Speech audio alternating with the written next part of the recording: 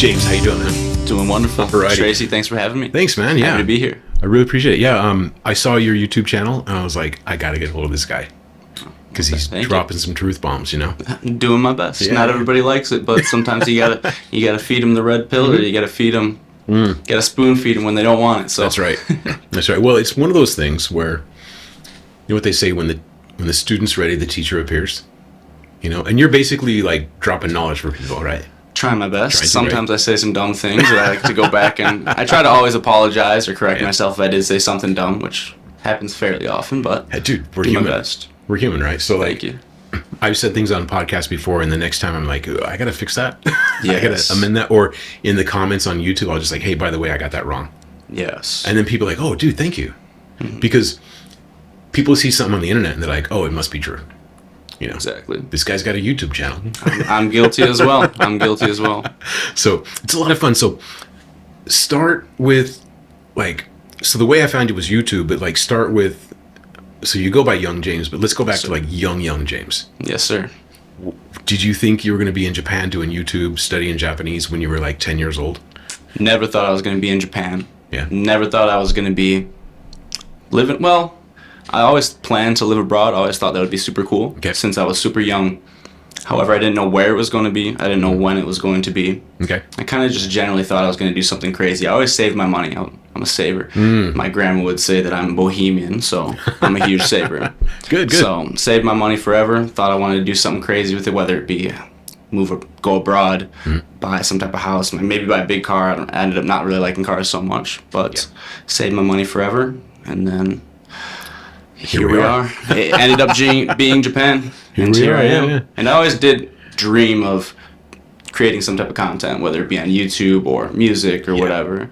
I've been a big consumer my whole life. So Cool. Yeah, that's how it starts, right? Yes, sir. And you, like, I watch these videos on how to do YouTube and how to master YouTube, how to master the algorithm and how to write a hook and stuff. And I know that there's some natural people, like, you're just, okay, correct me if I'm wrong, you seem like a natural storyteller. Because your videos, like, they have a theme, but there's also, like, side quests and not a rant, because a rant sounds angry. It's more like a exposition or something. But at the end, there's always, like, some point or a takeaway or something. Like, That's interesting. Thank you for saying that. I'm not sure if I'm a natural or what, but I can say since I was young, my family, my friends, whenever something crazy happened and there was a story to tell to somebody else, they were always like, Jimmy, tell it. Jimmy, tell the story. okay. I don't know why that is. I don't know why I was good at it. I think it might be because this is getting into some crazy stuff. Maybe since I was a middle child, I feel like I spent a lot of time thinking that I was kind of singled out. I was the one who wasn't really having this attention. And so I think I spent a lot of time thinking on my own and replaying things and talking to myself. I actually talk to myself a lot. Okay. Yeah. A lot. Even today, like I talk out loud to myself, which is pretty embarrassing because often I see people in the street looking at me and I'm like, oh gosh, I like was talking outside. to myself. Okay. But I kind of tell stories to myself, which sounds crazy a Well, little you're bit. practicing. No. But yeah, I do. I always talk to myself. So I've talked to myself before, and then I'll just be like, okay, bye. When somebody looks at me, you know? Or if I have my headphones in or AirPods in, yeah. then I can pretend I'm making a phone call. You know? There you go. There you go. I'll have to use that one. Yeah. But no, it's funny because some of the things, like, you talk to a math genius who does math in their head, and instead of numbers, they see like apples and melons and oranges, you know? Right. And they're embarrassed to tell you how they do it. I'm getting past that now, you know? Because the way I learned Japanese is I would make analogies to English words or whatever. And then the kanji, like, remembering the kanji is one of my favorite books, right? Yes. And It's a must read. yeah, it's a great book for anybody studying Japanese. And I'll put a link in the description because Remembering kanji. it's so good. Agreed. But you make up a story that helps you remember the kanji. And my brain, the dirtier it is, the easier it is to remember. Yeah. And so people ask me, how do you remember that? I'm like, I can't tell you. Yeah. Exactly. And they're like, oh, you're just smart. I'm like, I'm not. I'm just too dumb to quit. Well, you have to come up with stories. Yeah. Yep. Got to come up with stories. Yep. So, yeah, sometimes the things that we practice that make us good at something are so personal to us that, like, if I explain this, you're going to think I'm weird or you're not going to get it or, you know, whatever. It's just, but if you do it and get good at it, then Why not? Yeah. Well, if you don't connect an emotion to it also, I mean, like you said, you come up with the grossest things you can think of, and that makes you feel some type of way, I think. Mm-hmm. So when you're trying to remember something, if it has some type of emotion, even if it's ew, I'm grossed out, it sticks in your brain. I mean, same thing with the storytelling, with trying to catch people's attention on YouTube. Oh, yeah. If you don't appeal to someone's emotions, make them feel some type of way, they're not going to remember your video. That's right. And so I try my best to obviously talk about real experiences from my life that made me feel some type of way. And then I guess it's kind of is like acting a little bit, although I try to be as real as possible. I try to obviously play it up. I'm sure you noticed that on camera I'm way more animated than I am in person. Yeah. Yeah, well, it's interesting because if it makes you feel a certain way when you're telling the story, I think that comes through the camera. Of course. Not for everybody, but I think it comes through the camera, and then it comes through the screen, and then people see that and they identify with it in some way. Of course. And yeah, I think we nailed it. Well, I think the issue is, I think so many people know this actually. Like you're saying it right now, and so many other people I'm sure could say that also to me. But a lot of people are really afraid to be themselves and really show emotion on camera. Of course, you're being vulnerable. And I put a video up on YouTube of me talking about breaking up with my ex-girlfriend, and I talked about how I cried. And I cried and cried, and I was like a wimpy baby. And so many comments on the video were people saying, oh gosh, this guy's a baby. Oh, can't believe this guy cried forever about a stupid little girlfriend. And then other people were saying, this guy always tries to act tough on his channel. Look at him being vulnerable now. Ha, ha, ha. Look at this guy. Yeah. And so obviously those comments, I'm not going to say that I'm perfect and they didn't affect me at all. But obviously those comments get to me a little bit. Yeah. That's kind of the risk that you run, I think, putting your emotions out there. And so many people are afraid to do that because you will get made fun of. You will. Yeah. Yep. So I watched a video on how to, like, when you give a speech, you start out like, I'm a professor of economics. Today I'm going to talk about macroeconomy of China. You have to start out with your credentials, right? So I thought, okay, I'm going to talk about how to learn Japanese. And I'm going to tell people like why they should watch this video. So I start out with, I have 2 degrees, one in Asian studies, one in Japanese, have a law degree. I'm a lawyer. I've given presentations to the Japanese bar on AI in Japanese. And that's the setup for, this is why you should watch this video. Of course. Right? And okay, here's how I did it. Of course. But I got the comment like, why did you start out telling us your resume? I'm like, okay. And another one, that comments on YouTube are so funny because I had one on why people leave Japan. Right. And there's a myriad of reasons, like, that maybe in that relationship, that's the only reason they're here. And they break up and leave. They're like, screw Japan, whatever. Or they just can't take it. There's something like they miss home. They can't get used to the food. They're used to a big ranch house, Of course. And yes, those things can get to me, but I always find something that's more positive than Without the stuff a doubt. I miss, right? Without a doubt. So I did a video on why people leave Japan, and somebody said, don't leave Japan, just leave the Earth. And I had just watched something from Elon Musk, and I said, let's go to Mars. Yeah. And they never commented again. Yeah. Because I spun it as so Michael Malice, right? He says, he's a troll, and he's very good at it. He said, when a troll comes to your feed, like your Facebook, your Instagram, Twitter, your YouTube, the troll's way of thinking is, I'm either going to have fun with you or I'm going to have fun at your expense. Of course. So that was in the back of my mind. There was like a launch of SpaceX, which happens like every day now. That was in the back of my mind. I'm like, oh, Occupy Mars. I was able to spin it, and then I will leave Earth. Right? Yeah. Who wants to go to Mars? Of course. So, or the other way is like, I have had a couple comments that are just like, whoa, dude, they can get muted. On YouTube, and I made a video about that too. Like, you think everybody's seeing your comments? You're the only one who sees that.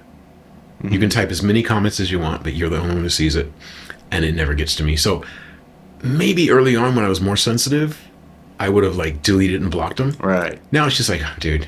Yeah. Or I look at their channel and they have like no videos. Right. And they signed up yesterday. It's like, yeah. Okay, Exactly. I get it. Well, when I first got into YouTube, like, I remember I posted my first few videos.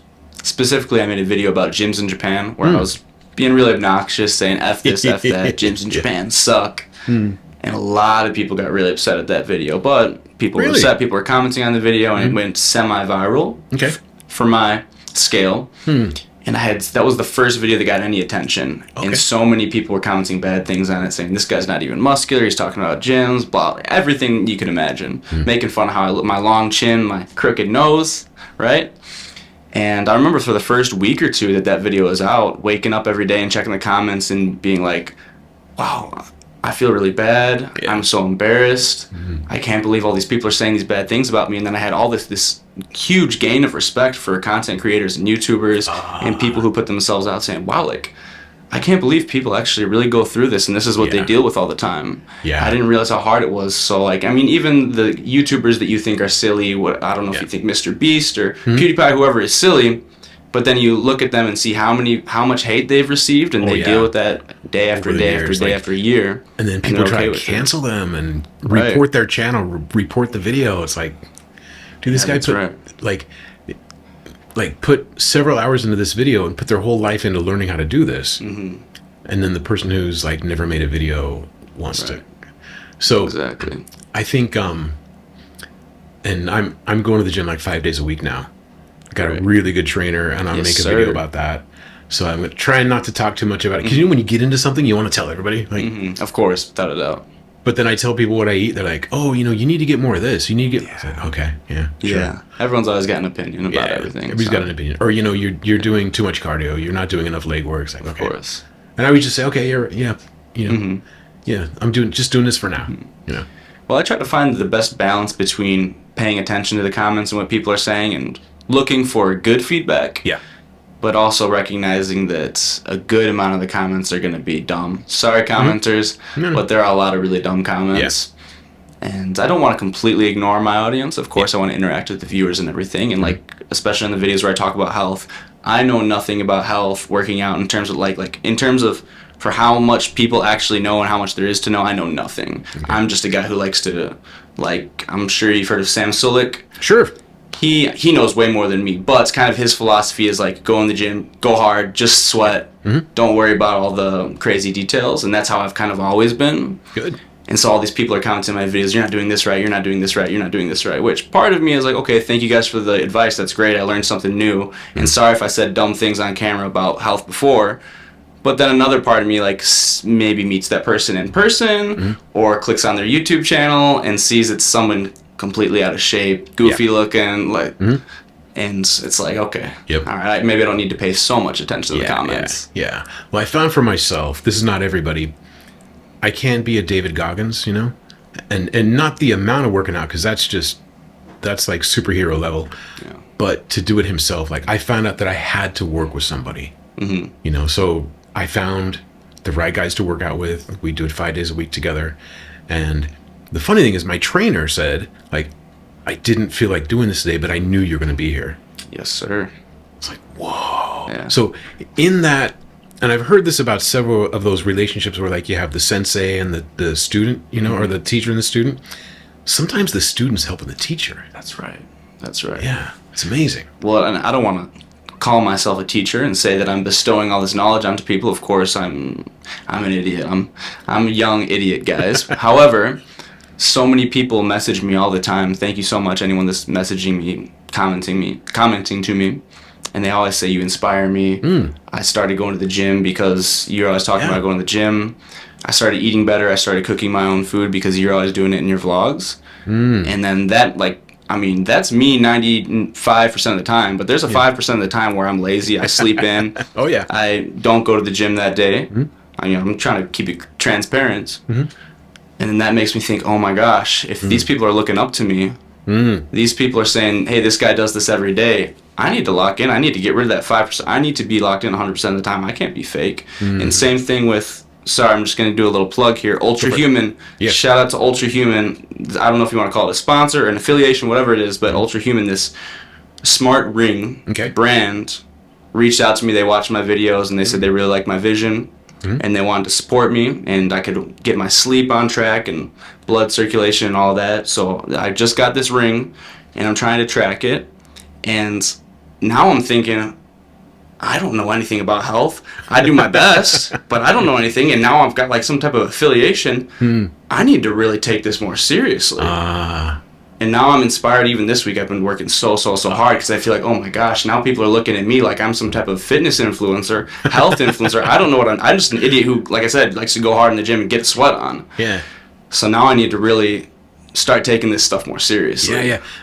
I was going to say congrats on that. Thank you so much. So cool. That sponsorship, because that's like, that helps to support the channel. Yeah. You know, without a doubt. Big time. Big time. It's super cool brand. And they reached out to you? They insane, right? Yeah. They just emailed me. I think they just watched my videos. I don't know if I'm saying the name right, but I think it's Yagna Patel. Okay. Was, I guess, a viewer and worked at Ultra Human and emailed me saying, love your videos, love your content, talking about just working hard at whatever you're doing, and we want to support you and we want to send you a free ring and give you a discount code Young10, by the way, YUNG10, by the way. Anyways. We'll put a link in the description. Yes, sir. Thank you so much. Ring, yeah. And they're like, we'd like to send you this ring and just promote it however you want. This really meant a lot to me. They said, promote it however you want. We don't want to tell you to do anything different. Try to be fake on camera. Just be yourself. We like that on your camera you're unfiltered. So just do that, and we want to support you. So I thought that was so cool. That's the important thing about being yourself. Because, like, this is any relationship, like business or love or friendship, whatever. Let's say I'm single and I meet the perfect girl. And she wants somebody who maybe dresses better or who, like, whatever. She wants somebody who does a certain thing. And so I pretend to like that. You can't keep that up forever. You can't keep it up forever. And one day she's going to find out and be so disappointed. And then you've wasted a year of her life and yours. So that's, like, congrats on just being authentic. Doing my best. I'm not perfect. I'm not 100% authentic as much as I try to be, but I'm doing my best. Yeah. So. But that authenticity comes through. And what I think, what I like is to hear your thought process as you're figuring things out in real time and processing. It's almost like a diary or almost like something like that. It's like, hey, this is what I figured out. I went on a date and this happened and here's what I think. You know, or I'm studying Japanese. I went to the gym and here's what I think. You know, because we're all just learning. I mean, I'm 55 and I'm learning new stuff all the time. Respect. And I mean, I never knew how to do a squat. I've done thousands of squats. And my trainer said, like, okay, you're not, you know, I'm not going to give a tutorial on squats because I'm not qualified. But he's like, okay, your toes have to be here, your knees have to be here, your hips have to move like this. And so you know what I learned? So I read Nicholas Pettis' The Blue-Eyed Samurai. Yes. Amazing book, by the way. And that's what inspired me to go to the gym. Like seriously. Had a gym membership for years, but I'd go there, kind of lollygag, get a workout, and like, oh, somebody's using the squat rack. I'll do that next time. But now it's like, okay, you get your email in the morning, like, here's your workout. This is what you're doing. And I forgot. Nick, sorry. Brian and I forgot to do our 40 sit-ups at the end. The finisher. Oof, he's coming after you. And I was logging my daily workout, and I'm like, I didn't do the sit-ups. Okay, I got to do the sit-ups after this. So, accountability. But I read Nick's book, and he came to Japan as a brown belt. But when he got to Japan, he started over as a white belt. Mad respect for that humility, right? Gosh. So when I went to the gym and I got a trainer, and he would say, do you know how to do bench press? I would just say, nope. Even though I've done thousands of bench presses. I'd just say, nope. And then he'd show me, I'm like, yep, I don't know. I don't know how to bench press, right?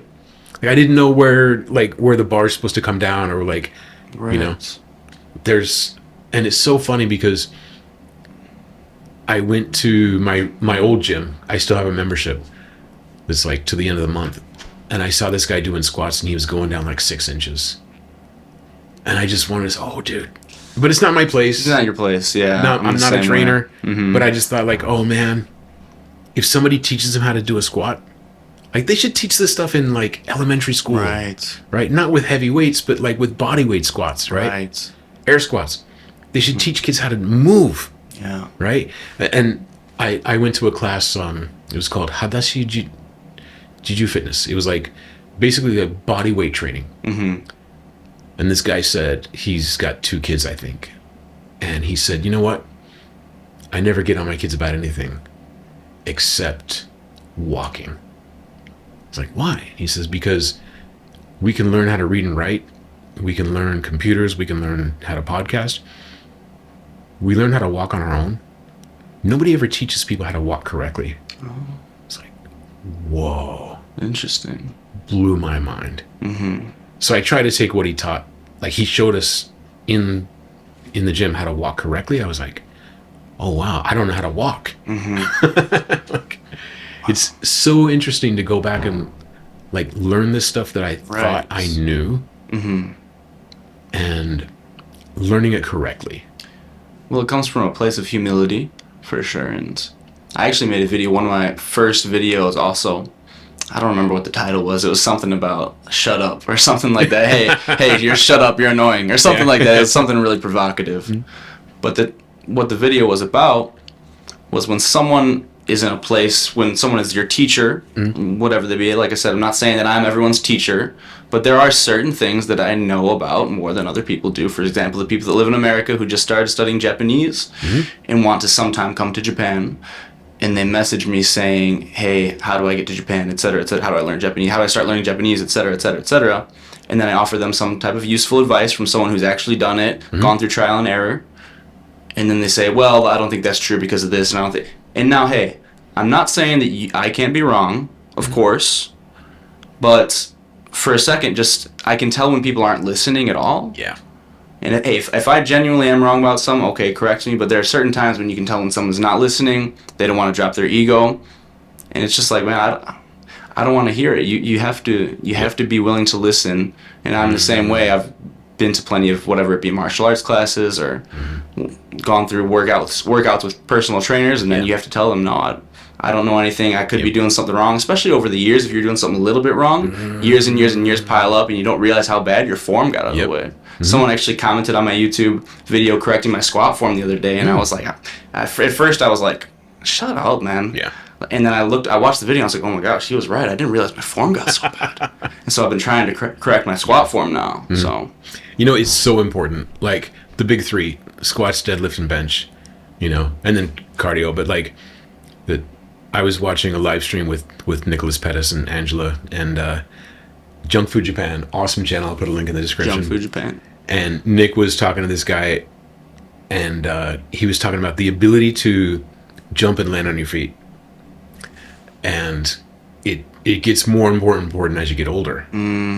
Because like if you slip, falling down, and you land on your feet, you're okay, right? Or the ability to pull yourself up, right? Because I can't really do pull-ups very well, but the ability to pull yourself up, like if you're on the ground or you're in bed and you got to get out of bed real quick, it's really interesting, the ability to pull yourself up.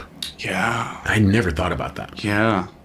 Oh, okay. Of course. Yeah. So yeah, I think what you're saying with the video, shut up, you know, is like sometimes it's no matter how much you know, you just have to stop and listen. Of course. And for me, when I was younger, it was so hard because I thought I knew everything, you know?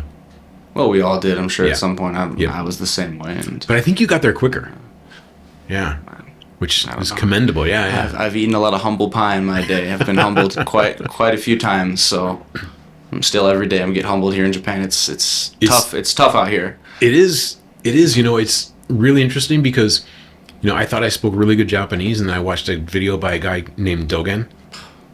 I was like, oh. Tell me about it. Dude, love the guy. His videos are hilarious, and he's crushing it. Right. But I was like, I thought I spoke good Japanese, and I hear this guy, you know? Huh. Exactly the same. And I came here in 1990. Started studying Japanese. Doesn't that inspire you? It does. Doesn't that inspire That's the you? thing. Because so many people will watch that and think, oh gosh, I could never do that, or whatever.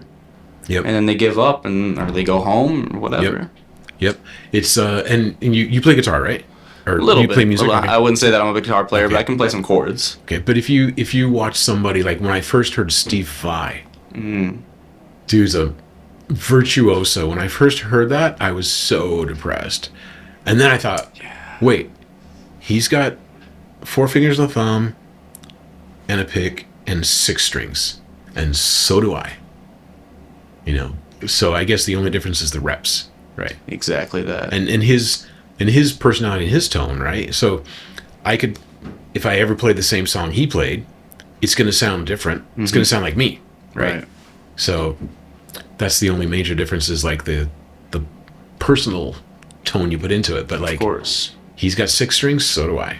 You know? Well, of course. I mean, I just had a Zoom call the other day with a subscriber, and he was asking kind of about, he wanted to start making YouTube videos. He wanted to get into content creation, and he was like, what's your advice? How do I get on the algorithm? What kind of editing do you do? What camera do you use?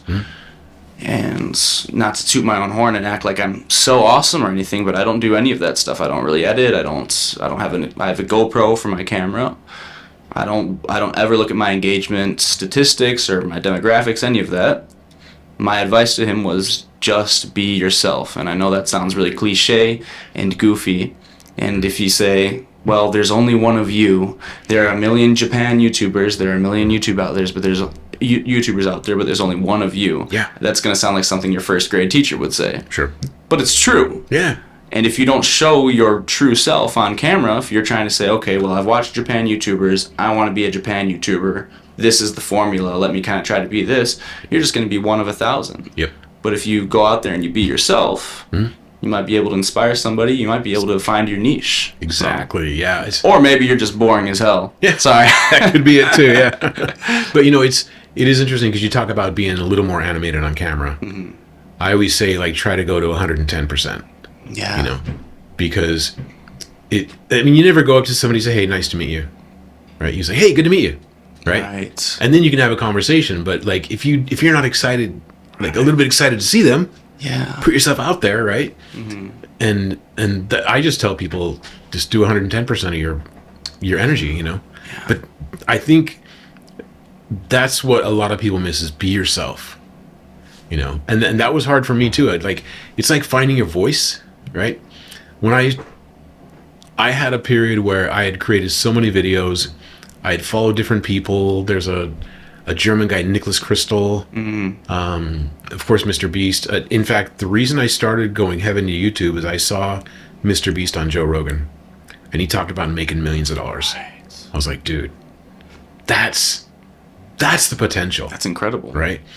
And of course, then you see like the whatever 15 years he's put into it, you know, and now he's got a massive production team, Amazon Prime show. Well, and then some people have the nerve, not some people, many people have the nerve to comment or just say things and say, oh, this guy needs to get a real job. This person's never worked a real job. Look at this YouTuber, this TikToker, this content creator. Do you know how much work it takes to do that? And if there's a market for it, more power to them. Don't you want to do that? Like, Exactly. It's just similar to the victim mindset that we were just talking about. Some people look at that and say, oh gosh, he's so lucky, he's got this, he's never worked a real job. And then you actually take a look inside of his mind and he's working so hard. He's an entrepreneur. You'd do it too if you could. Yeah. Right. Well, I think if we could transplant people, it's like getting in shape. If you could transplant an unfit person into a fit person's body for a day, they would never eat junk food again. And they would work out every day. Right. And they would go to sleep and get 8 hours every day because they want to feel like that. If you could take a normie and put him into Mr. Beast's head for a day, they'd be like, whoa. Okay, not only is this a lot of fun, but he's grinding. I mean, you know, just like Elon Musk, like sleeping in the studio. He's got basically a suite in the warehouse where it's his bedroom, right? And then he talks about like, oh, I saw my girlfriend last week for an hour. You know, it's like, you know, he just got engaged, but like, you know, and but you see how hard he works. And I think there's another thing too. Like, so was at the gym the other day, my trainer, we're joking around. And he goes, see, this gym is just a big playground. We're just big kids on a playground. He's like, we have to make it fun or you're not going to come back. That's not exactly how he said it, but he's like, if, you know, we make it fun and build a community here so people keep coming. Right. Because otherwise, like, you know, what's the point, right? But I was going to say, like, I copied Mr. Beast, I copied Nicholas Crystal, I copied a couple other people, and I wasn't getting any views. Like 50 views on a video. And it took me like 8 hours to edit. You know, and I'm putting in sound effects and B-roll and all this, you know, really putting my heart into the editing. And one day I just took my camera, or my phone actually, on a tripod, and sat in the park and just talked to the camera for like 45 minutes. That became like a 28-minute video, whatever. And my channel blew up. Yes. And it was, but it was all that effort I put into editing and learning like framing yourself on camera, how to talk on camera. Because the first time I talked, I was just stumbling all over the place. I was bumbling at it. It was all that work I put in that went into making that video.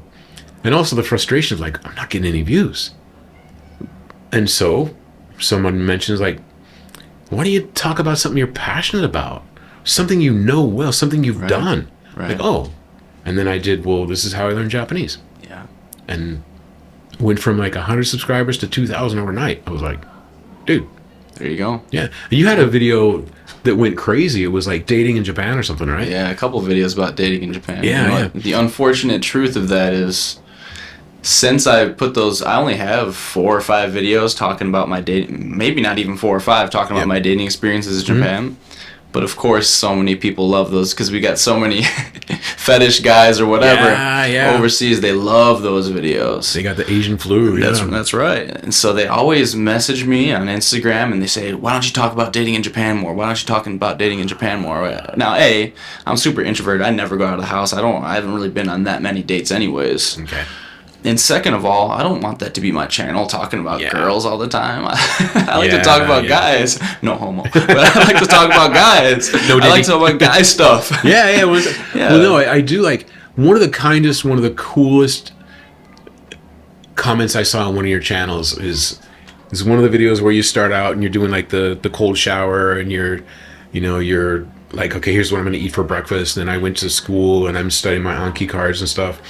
And one of the coolest comments I saw, and I noticed, okay, there's community here, and it's having a positive effect on people, is somebody said, like, I wish I had a best friend like this. Yeah. Somebody I can just, and he's like, because there's the parasocial relationship, right, that some people have with a channel, and they think like, oh, if we could just hang out, we'd be best friends. This person, it seemed like they really meant it. Like, I want a friend like James to just sit down and talk, Well, that person is me. That person commenting on that was me growing up. Unfortunately, growing up, looking back at it, I had a lot of kind of bad friends and a lot of friends who didn't really treat me right. And then even growing up into my high school days, maybe I kind of stopped hanging out with those friends who didn't really, they used to ditch me. They used to make fun of me. I was the guy who was the butt of the joke in so many of my circles. I was never this confident. Hey, like I said, I'm not perfect now. I know I'm not great, awesome, but I wasn't this confident before. And I spent a lot of time, I got bullied a lot in high school. I got bullied a lot growing up. My friends who were supposed to be my friends they used to ditch me and everything. Whoa. Okay. And I remember times where I was supposed to meet them at the park at 4 p.m. or something like that. That was all the plan. Everyone meets at the park at 4 p.m. Friday afternoon. And I showed up there multiple times and nobody was there. And then I get to school the next day and they're laughing and saying, ha ha ha, oh, you actually showed up. We went somewhere else. And, Yep. We made a plan to make fun of Jimmy and ditch him, and I remember people calling my phone, my house phone back. I didn't have a cell phone. Yeah. I remember one day they called my phone. These were supposed to be my friends.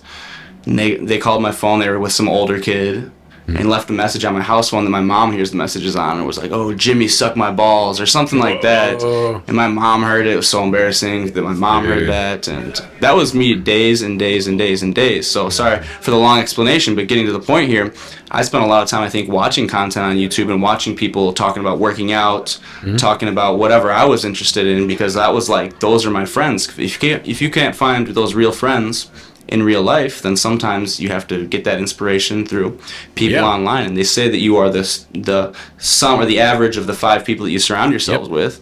And if you can't find those friends in person, then I guess the next best thing is to find people online. So that's right. Just whoever said that, whoever does comment things like that on my videos, thank you so much. I wish I could be your friend. So it was really cool. Like I saw this is having a positive effect, and Yeah, I think that's to me. Yeah, getting paid is good. You know, you get that little AdSense deposit in Of your account. Like course. that's nice. You can get equipment, or you can take a vacation, or spend it on the channel, or whatever. Spend it on a date. But getting a comment like that is it's really heartwarming. You know, Yeah. it's Yeah, really for cool. sure. That's what keeps me going. Of course. You know, yeah. The AdSense, like I already have a job. You know, so I'm already getting paid, and I think that's one thing that keeps me from being desperate and giving me the extra breathing room to have a channel and do the content I like, because so many people tell me like, "Oh, you're in Japan, you should talk about anime or manga." I'm like, and I get that all don't the hate time. that stuff, that part of Japanese culture, but I don't know it. So number one, people are going to see right through me, Of course. because there's the people who are the real otaku that know everything about, Kimetsu no Yaiba, like Yeah. They're Demon gonna say, Slayer. "Who is this poser?" Yeah, and they're gonna be like, "Oh, he doesn't know anything," Right. and so I don't talk about it because I don't know about it. And then second of all, back to authenticity, I don't want to build a channel of people who expect anime content and then find out that I don't even watch anime, Right. Right. because then I'm like building a fake audience, being a fake person, and it's just not worth it. So I'd rather grow a slow channel of 1,000 subscribers than a million. Well, a million would be nice, but than a million subscribers of people who expect anime content, Right. because that's not me. Well, I ran into the exact same issue when I started making videos, and a couple of my first videos were talking about dating experiences in Japan. And then I'm in Japan, and this is a crazy happening for my life. So I have a lot of opinions about Japanese culture to talk about, but Yeah. that's not all there is to me. So I also ran into that same issue where whenever I wanted to talk about other things, that not that I'm not passionate about Japan, or I'm not passionate about dating, of course. Yeah. But I feel like I have so much more to offer the world. And at Yeah. first, when I started talking about what if it was working out, or just like general grind set, like doing your best every day, setting goals for yourself, I had a lot of people who initially came to my channel thinking I was the Japan guy, thinking I was the next Chris Abroad or whatever. And they were commenting on my videos saying, "Oh, we didn't come here for this jerky content. We didn't come here for a gym bro. We came here for you to talk about Japan." And I'm thinking, no. Like, I have so much more to offer the world. Yeah. And it took a lot of times, a lot of videos of me posting videos like that and getting the same response. And then I was like, I'm going to start this silly series called Out the Mud, where, like, right now, like, I live in a small apartment. I don't have any money. I'm a student. I don't have a girlfriend. There are so many things that I want to achieve. I have, like, a relatively small YouTube channel, at least when I started Out the Mud vlogs. And it's going to be about just me grinding. It's not going to be about Japan, even though it's obviously Japan is part of my life. It's just going to be about me setting goals and grinding and doing my best every day and just showing this is my lifestyle. This is what I do. And eventually, 3 or 4 episodes in, people start commenting on my other videos saying, "Where's the next episode? Where's the next episode? Where's the next episode? We want to see more workout content." And now I'm like, okay. All right, and next thing you know, I got like this affiliation with like a health brand. Oh, okay. Yeah. Yeah. That's it's audience capture is a real thing. I did a couple videos on dating. It was more like, relationships, because people ask me too, and it's usually a DM. It's not on YouTube, but like, of course. I always, I can tell people to follow my Twitter or X or Instagram, whatever. And then they come into the DMs like, "Dude, how do I meet chicks?" I'm like, "I don't know." Yeah. I really don't know. And it's there. You talked in your video about, marriage in Japan, where when you're doing what you love, I think that makes guys more attractive to women, because if they come here to meet a girl, sure. There's going to be somebody.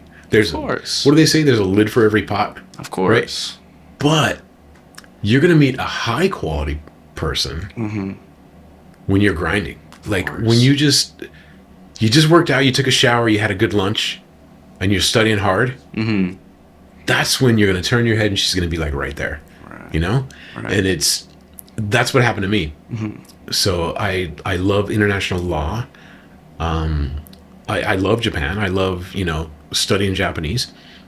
And when I was putting my heart and soul into my work and my studies, not working out, but that's when it happened for me, you know. Right. But having some dating experience, and like you said in one of your videos, like being able to vet partners, you know, and it's not about like, you know, getting laid all the time. It's more about like, first of all, women are 50% of the population, or 51, depending on who you ask. And you're going to work with women. You're going to be, you know, socialize, right? And then, of course, you want to find that, you know, special person. But if you're not dating, you don't know, like, you know, table manners, you know, stuff like that. And vetting people, because crazy people can hold it together Right. for a while. Right. You know, and if you don't see the red flags or the signs, you know, you're just like, oh, she likes me, we have to get married, you know. Right. That's like not the way to start a relationship. Don't take relationship advice from me. Yeah. Not from me. I'm the last person to take like relationship, health, legal advice. Especially don't take legal advice from me. I'm not trying to toot my horn by saying I'm a lawyer, but that's when I was putting my heart and soul into my work, and I was working on this really complicated white collar crime case, and I was so deeply involved in work and just enjoying the hell out of it. Right.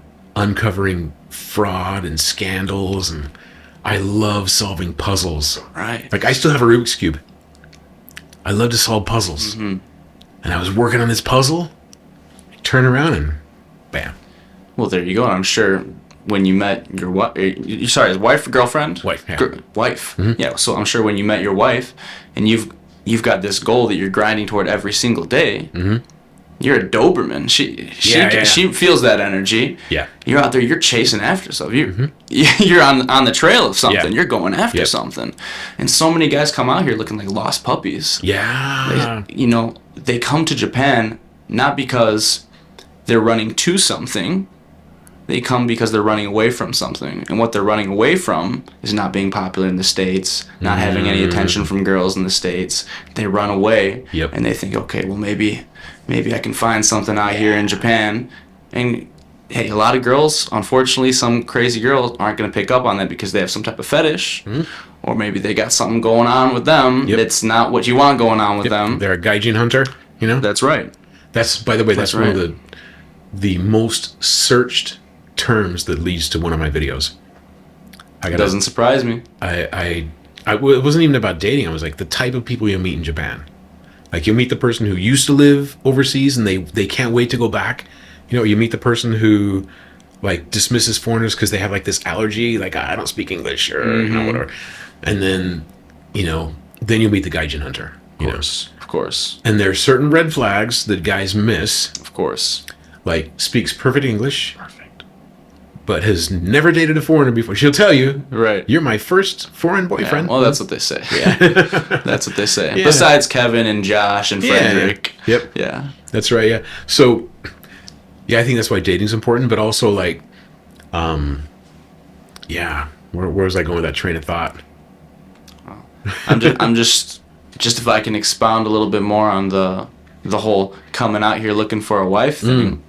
Like I said, when you met your wife, like I said, you were on the trail of something. You were going after something. I'm sure she could sense that. Yep. And girls who do have all their things together, like I'm going to say high quality, not like other people aren't high quality, not like we're valuing how valuable people are as humans, of course not, but maybe in the sexual marketplace, if that's what you want to call it. And if someone's of high quality in the sexual marketplace, you know how many guys they interact with on a day-to-day? Every day. And you think they can't sense that you ran from your country out here and you're desperate, and like I said, you're sniffing around, looking, whimpering for a mommy like a lost puppy? Yep. Like, you know, I heard a guy say one time, he wasn't talking about living in Japan or whatever, but he said, he was divorced. He was divorced, and he said, I was addicted to approval, and I married my dealer. It's tough. It's tough. So what I was going to say is, like, I meet a lot of young guys too. Like, if you're around Minato-ku, Azubujuban, Nishiazubu, whatever, you see Ferraris, Lamborghinis every day, right? Right. A lot of young guys want a nice car. And they're like, okay, I'm going to get a good job, maybe work at a bank and make a ton of money and buy a nice car. You know what? A lot of the guys driving those nice cars never dreamed about driving nice cars. They dreamed about working at a bank and being the best banker they can, and like selling a massive stock portfolio to a retirement fund, and then making $1 million commission. And you know why they buy the car? It's a tax write-off. That's right. They never, and then the funny thing is, a lot of guys say, well, I'll get a Ferrari and I'll get women, you know. That's right. You know what? I've had people say this. I've heard it on social media and I've heard it in person. Some of these guys who have like really good jobs, they're a CEO or a banker or whatever, they're driving a Lamborghini around. They said, you know what those cars attract? Teenage boys who want a Lamborghini. Like, they all want to take a picture of your car. Like, it's the same way with guys who start going to the gym because they think that girls are going to think they're cool. And then you get big and you get muscular and you start taking pictures with your shirt off on Instagram, and the only people messaging you are a bunch of other guys. Yep. Hey, bro, how many grams of protein do you eat each day? Yes. Hey, bro, what kind of whey do you buy? Yep. Tell me about your macros. Exactly. You got to do it for yourself. Yeah. You got to do it because you have something inside of you that you're chasing Exactly. after. And so that's why I think, like, and this happens too. So there was one point in my career where I wasn't even on LinkedIn, but I would get emails from recruiters like twice a week. We're looking for a white collar crime bilingual lawyer. And I'd be like, oh man, I've already got a job I love. And I love my boss. He's so cool. Known each other like a decade now, you know? And so it's funny because, you know, they say the rich get richer, but also the successful in any endeavor, the more you pour yourself into something, this is my experience, the more people want to be around you. Right. So if you're the best singer, everybody wants you to sing for them, right? They all want to go to your concert. And they'll see like, okay, there's a B-level, C-level band. They're playing tonight, but the Foo Fighters are playing tonight, or not Van Halen anymore. Sammy Hagar's playing tonight. I'll go to that show. Right. The 80-20 rule, right? So when you're out there grinding and going to the gym and studying Japanese and doing your best, you know, and setting goals, right? There's a satisfaction in achieving a goal. I was doing, what was I doing today? Anyway, I was lifting, and my workout partner, Brian, he's like, I'm going to put on 5 more kilos. I'm like, okay, I'll put on 5 more kilos. Yeah. But the last set was too hard.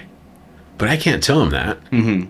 Like, okay, I'll see your plates and raise you 2 plates. Of course. So I put on 2 more small plates, like 5 more kilos, whatever. And then I did it.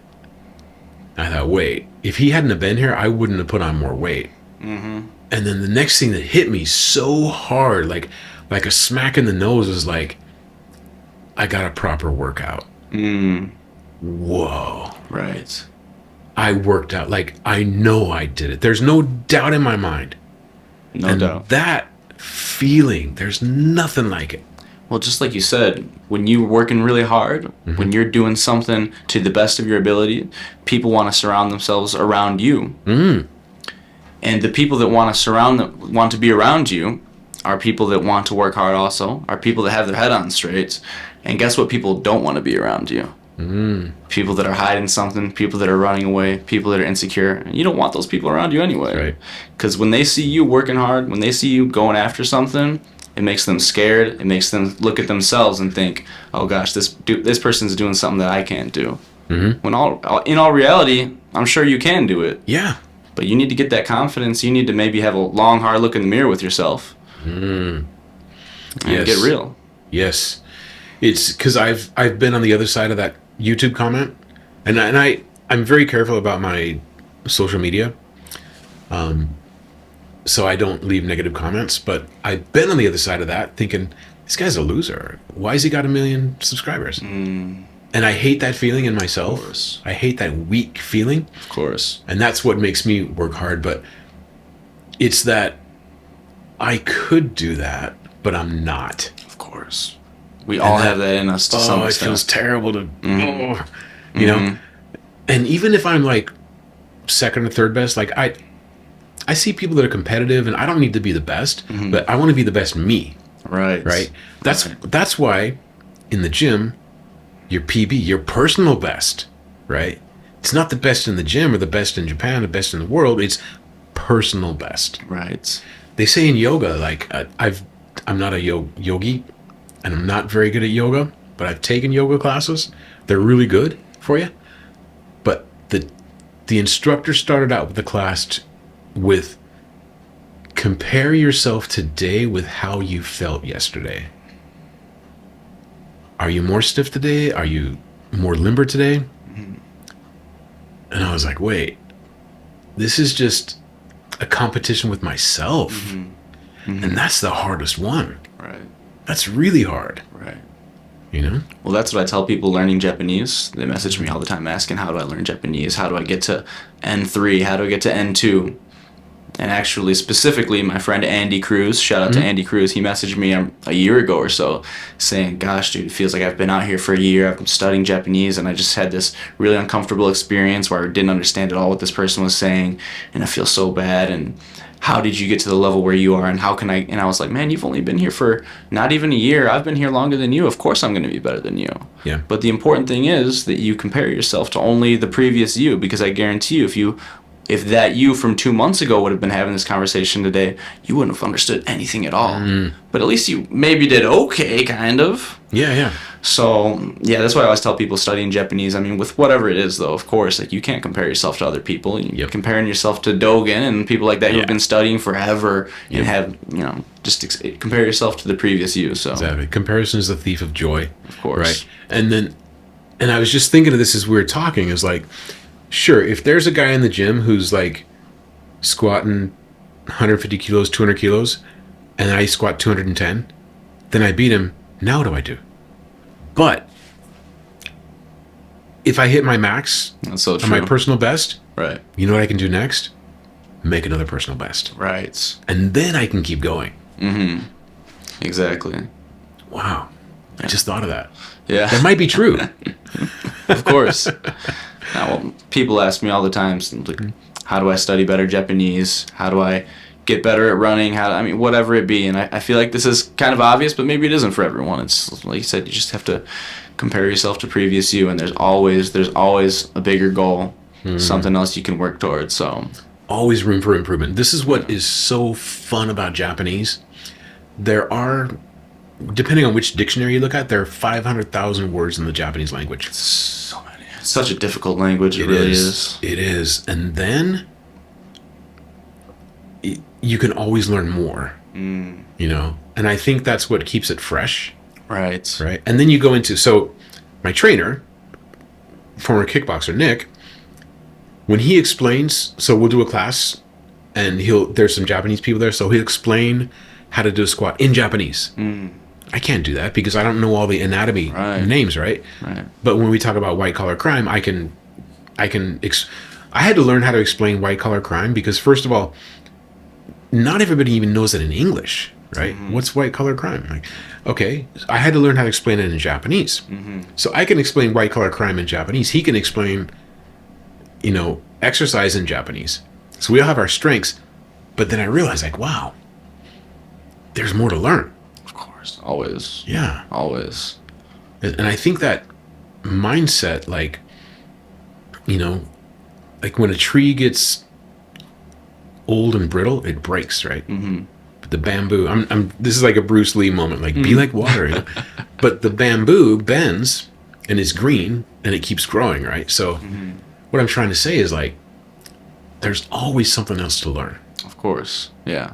Always. Without a single doubt. And that's what's so fun about Japanese, Because I know, like, heck, I've been studying Japanese 2025? I've been studying Japanese 35 years. Last year I took the real estate exam in Japanese, and I was learning new words. Couldn't imagine. There's always more to learn. It's so tough. Always more to learn. So, Yeah. And it's like, great thing is because Japan is like, maybe not the home of martial arts, but like when people think of Japan, they think of karate and stuff, right? Aikido. Of course. And that too, like, there's always more to learn, right? I mean, you can get a black belt, but I've seen a lot of guys say that, like, their black belt was like their entry point, It's like, okay, now I'm learning, now I'm teaching. And when you teach, you learn, right? Of course. And I've seen people say, like, yeah, I was a brown belt and I started teaching class and then I finally got it. Because I had to slow down, break down the movement, about leverage. Where should your hip be? Where should your arm be? And then when I taught a class, I got it. Right. So I think it's great what you're doing is like relating information you've uncovered, like almost in real time, you know?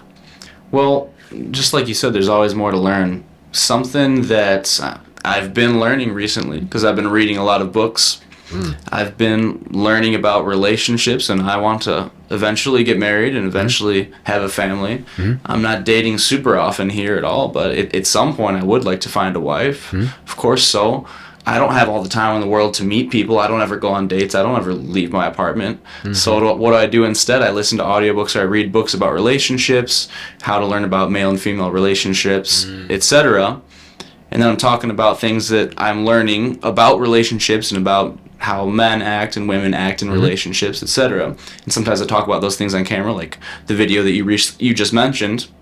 And then a lot of the comments I get on the videos are, oh, if you need dating advice, you're a loser. If you take dating advice from someone online, you're a loser. And that's exactly what these people are saying is, I don't need to learn anymore. I don't need to learn anymore. And why would you want to go into something so important as finding your partner that you can have kids with and live with for the rest of your create a family with and live with for the rest of your life without actually doing proper research into how these things work? And a lot of people think, well, it's just magic, and it'll just, if the person's right, it'll just be right. No, you need to put a lot of thought and improving yourself, and there's so much that goes into relationships, and there's always more to learn. So the guys commenting on my video saying, if you need to learn about girls, if you need to learn about relationships, you guys can continue thinking you know everything, and go ahead and be my guest and see how that works out for you. I hope it does work out.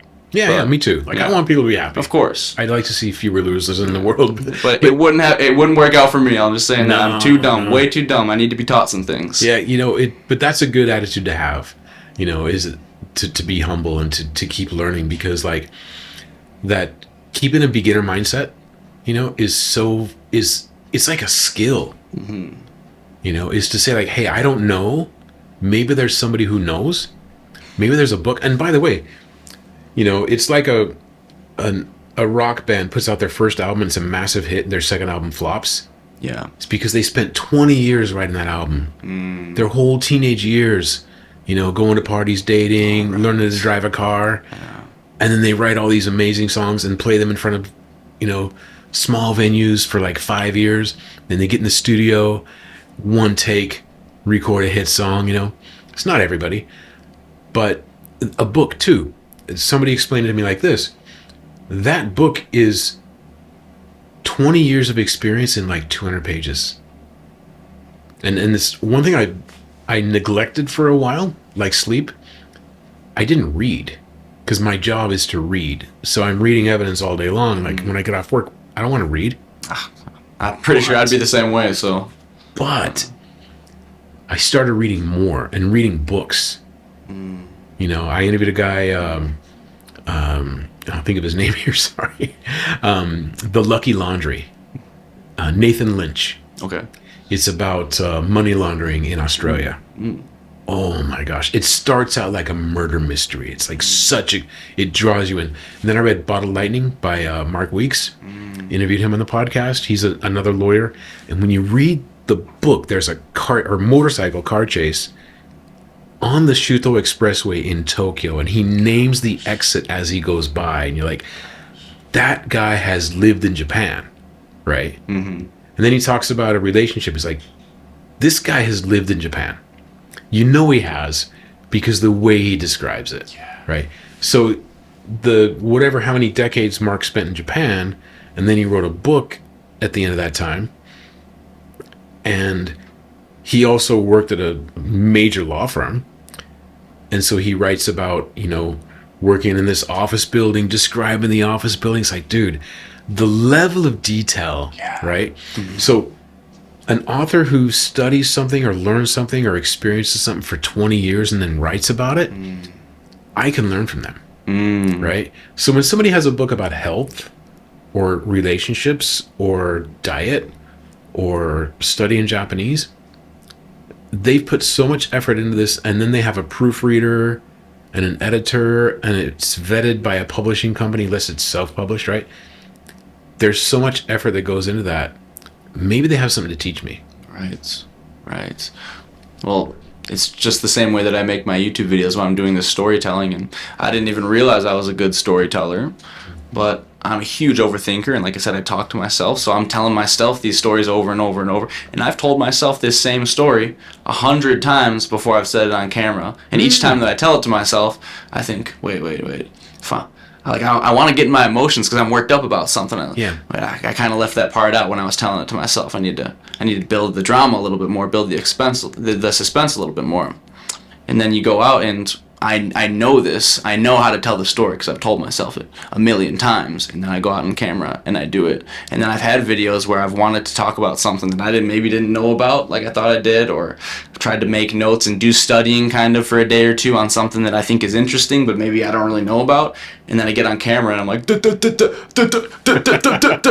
and I sound like an idiot. And I'm like, gosh, just stick to what you know. And when someone really does know something, Yeah. I think if you're humble and you can recognize it, it's a really beautiful thing. So that's your process. I think so. I think I'm just a little bit crazy. Well, as you're refining the process. Yeah. I'm kind of figuring it out on the spot maybe, so. Me too. I'm an overthinker, analysis paralysis sometimes, where I'll think about there's a camera I want to get and like, okay, is this the best one? Yeah. And I'll watch like 10 hours of YouTube videos. Yes. And I'll be like, well, I really need this. And then I convince myself. And then I realize I've already got a camera. Right. But yeah, I'm a researcher, analyzer, thinker.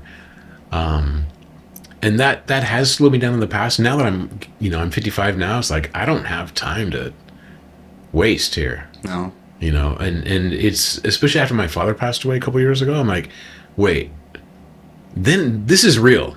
Because when you're like, younger, it's like, yeah, okay, probably live to 80, 85 if I'm lucky, Then you realize, like, wait, someday it's lights out. And I want to make this count. Yeah.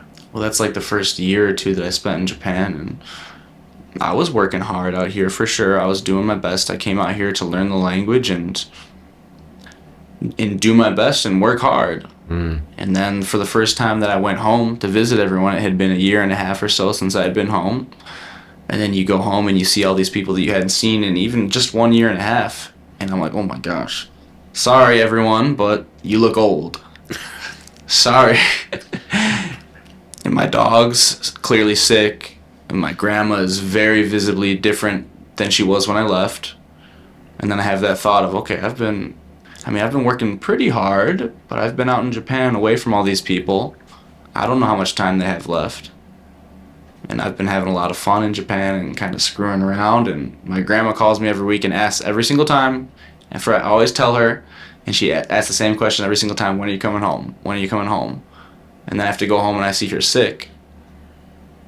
And then I get back here and I think, I can't be out here wasting my time going and getting drunk on the weekends and acting a fool out here. Are you kidding me? People are counting on me. People are waiting on me at home. So I try to always think of that. And it's the same thing with the subscribers and people that are messaging me saying they look up to me, and then I'm thinking, I overslept today. Gosh, I cheat on my diet today. People are counting on you. You got to take things seriously. Yeah. Yeah. Yeah. It's a good mindset. A lot of it's about mindset. It's like, because it is funny sometimes that, when the viewers are like getting to know you, like I said, a parasocial relationship, and sometimes they can kind of idealize you. Or like when I tell people I'm a lawyer, they're like, oh, you must have a Rolls Royce and a 10-bedroom mansion. It's like, no, I got a small place, just small, regular place. And it's funny because sometimes when people introduce me as a lawyer, they're like, oh, yeah. They think I'm rich or something like that. And somebody said the other day, like, oh, you should get one of these. You can afford it. I was like, really? Wait, are you meaning to tell me you live in Minato-ku and you're not a hotshot? No, I'm just a regular dude, This guy. But and the funny thing is, I see people that have serious money. Yeah. And I'll be walking, as I walk up the hill to go to the gym. On my street, there's like apartment buildings that have like 20 units. and they're like 5 stories tall, and they go way back, like 4 units every floor or whatever. And right next to it will be a building that's the same size. It's got one name on the front, Suzuki, Tanaka, whatever it is. Ooh. Yeah, that's somebody's house. Gosh. That's one house. Gosh.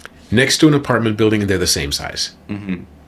And to me, like, whoa. Mm-hmm. Yeah, there's serious money there, And it's, somebody said, I saw this on YouTube, because I do real estate videos too, but then I talk about, like, I'm actually planning, like, what are the best neighborhoods to live in, right? Mm. And somebody did a video, and I wish I could remember who it was, but they said, the richer the person or the richer the neighborhood, the more they care about privacy. It's like when you drive into a neighborhood in America and you see a nice big house and they got like a Porsche in front. It's kind of on display, right? In Japan, it's just a big fence, sometimes like 20-foot tall fence, and behind it, and there'll be like a big house, right? But they'll have a gate between the road and the home, right? And you gotta like ring the doorbell and they'll let you in, right? And sometimes they just have a drop box for, Amazon on the curb, right? So it seems like the richer they are, the more they care about privacy and not showing it off. Not peacocking. Yeah, it's so amazing, Yeah. I mean, I know a couple of insanely wealthy people that, like, one guy drives a Subaru and he owns office buildings. And he doesn't care. Like, we were having dinner in Akasaka one night at this sushi place where they don't have a menu and they don't have prices. Gosh. Yeah. And fortunately, dinner was on him. But like, we're having dinner at this sushi place, and we walk out, and there was a Rolls Royce sitting there. That's cool. And I was like, wow, that's really nice. He goes, what's that? I'm like, that's a Rolls Royce. He's like, really? Where's it from? It's England. He's like, okay. We walk away, and he goes, how much do you think those are? I was like, about this much. He's like, guess I could get a couple of those, but I like my Subaru. Yeah. Another wealthy guy I was talking to had like one of those like 4 or 5 bedroom apartments in Tokyo. Really super nice. Everything's made really solid. You can't hear upstairs neighbors and stuff. And they had just put out the Ferrari 360. So this is like got to be the 90s. And one of them, we're walking down the street, and one of them went screaming by, and he goes, which model is that? I said, I think it's the 360. He goes, can't decide whether to get a yellow one or a red one. And it wasn't like, can I afford it? It was like, which color do I want? Gosh. And then I realized, like, wow, there's serious money in Tokyo. Of course. Yeah. But not everybody's showing it off. No, not at all. Not everybody is. So. And things like cars and large houses, maybe it's not whatever. That's maybe not everyone's bread and butter. That's not what they're going after. So, yeah. People message me all the time asking, you could have so many more financial opportunities through your channel. You could sell this. You can monetize this. And of course, a part of me wants to do that. Obviously, I don't want to work an office job my entire life. Obviously, I want to make some money from my channel. And thank you to everyone that's watching and all the ad revenue. That's incredible. But at the same time, I want to be myself. And I feel like if I'm chasing after money, which I've never chased after money, that wouldn't be myself, and I would kind of lose who I am. So, yeah. Yeah. I was, reminds me, we're talking about authenticity. I wrote a song called Watching My Dreams Come True. And I didn't get it till like a couple years later. When you write something down and then you look at it again, it's like, wow, that's what I meant. That's what I meant. And I did the studio version with like 4 guitar tracks, like a acoustic, electric with no distortion. Then I did the guitar solo and I put all this work into it. And then I thought, well, I'll do the unplugged version. And the unplugged, you got to like add a little improv to it. And I came up with the line, like, don't sell your soul. You're going to need it where you go. Ooh. Whoa. I didn't get it. It just rhymed. But it hit me really hard. I listened to that the other day and I was getting emotional. Yeah. like, wow, like be yourself, because people are going to figure it out eventually. And whether it's like, because I do white collar crime cases, people get caught embezzling. It's, you know what? They could spend 10, 20 years in a federal penitentiary over $10,000. That ain't worth it. No way. You know? No way. Or if it's compromising your beliefs, right? Of course. Or it's making content that you don't want to make just because you think it's going to get clicks, right? Of course. Like, because in the end, all you have is yourself, right? We all die alone. You know? We go into the world the same way. Right. Alone and naked. You know? So, not to get all heavy and philosophical, but like, it's like really, in the end, at my my grandfather's funeral, my uncle read this poem called "The Man in the Glass." It's a beautiful poem. Look it up. I'll put a link in the description. It's like The Man on the Glass. The Man in the Glass. Man in the Glass. And it's talking about the person you're looking at in the mirror. Yeah, that's your most difficult test. Yeah, for sure. Yeah, of course. Getting pretty heavy. No, of course. Thank you for sharing that. It's beautiful. Y'all find it and put a link in the description. It's amazing poem. Yeah, please do. I'm interested. And it described how my grandpa lived. You know, authentic, true to yourself. You know. So. Right. Whew. Yeah, dude. We should. I think it's a good place to end it. Okay. Yes, sir. Where can people find you? I'll put a link to your channel in the description. Any socials? What's the best way to follow you? Yeah, best way to follow me. The social media where I'm most active would be Instagram. Okay. My Instagram is at YungJamez. That's YungJamez. Okay. YungJamez. I do have a Twitter, although I don't ever check it. But it's YungJamez_. And obviously my YouTube is YungJamez, just YungJamez. If you guys want to email me for anything, I got a lot of people asking for advice or whatever. Consulting about how to move to Japan or how to start studying Japanese. I'm not going to teach you Japanese. I'm not a Japanese teacher. I'm still learning the language as well, but sometimes I can give people advice. If you guys want to email me, youngjamesyt@gmail.com. Otherwise, thank you so much for having me, Tracy. Yeah, man. I appreciate it. Cool. Thank you. It was an awesome time, so appreciate it.